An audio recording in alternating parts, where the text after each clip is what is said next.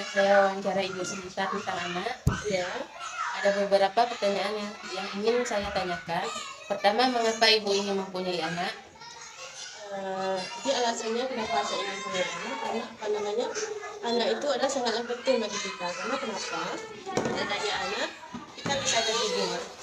Dalam rumah kita tidak sepi, karena kenapa? Karena ada yang menghibur kita sehari-hari. Terus juga yang paling pentingnya, anak adalah investasi kita. Kenapa saya bilang begitu? Karena apa namanya, jika seseorang ibu itu meninggal dunia, itu sabda Nabi ya, maka terputuslah semua amalannya kecuali tiga hal, yaitu yang pertama sedekah jariah, yang kedua amal yang bermanfaat, dan kemudian doa anak sapi yang selalu mendoakan si ibunya. Jadi dalam hal ini si anak itu sangatlah penting bagi kita. Nomor 2, apa harapan Ibu untuk anak Ibu?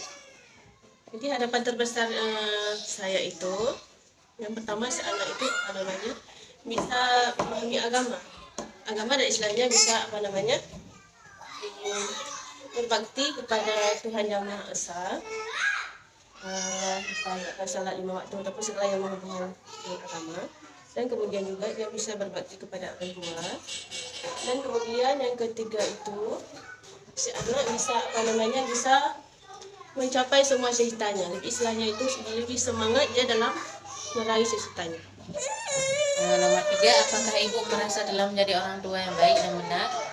Sebenarnya jawaban ini semacam anak yang bisa menjawab, karena kita akan berhubungan dengan si anak seharian di rumah, gitu kan. Jadi kalau dibilang baik dan buruknya itu kita juga nggak bisa bilang buruk, kita juga nggak bisa bilang sempurna. Karena kenapa? Apa namanya, kita manusia memang nggak sempurna, tapi kita tetap berusaha semaksimal mungkin untuk membuat anak itu bahagia ataupun menjadi orang tua yang baik. Cuma jawabannya kurang baik, masih kurang baik. 4, apakah Ibu belajar bagaimana cara menjadi orang tua yang baik? Ya, Dan bagaimana cara belajarnya? Ya, itu tentu tiap hari pasti kita lakukan.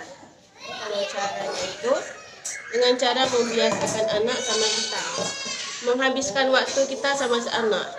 Contohnya, misalkan sekarang kan lagi proses belajar mengajar. Nanti si guru ini memberikan tugas untuk si anak. Kemudian sampai di rumah kita tanyakan apakah dia ada tugas ataupun sejenis, kalau istilahnya PR lah istilahnya kan. Jadi kita sesibuk apapun kita tetap kita usahakan luangkan waktu kita untuk si anak. Jadi dengan begitu si anak itu, oh ibu ini baik sama saya, oh mama ini setia sama saya. Nomor 5, siapa yang bertanggung jawab terhadap baik buruknya anak Ibu? Apa yang bertanggung jawab terhadap baik buruknya anak Ibu?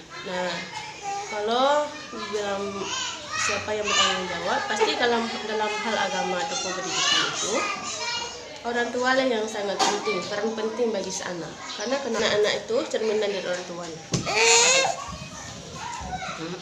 Baik Ibu, terima kasih banyak telah bersedia untuk saya wawancara. Iya, terima kasih sama-sama. Kenapa?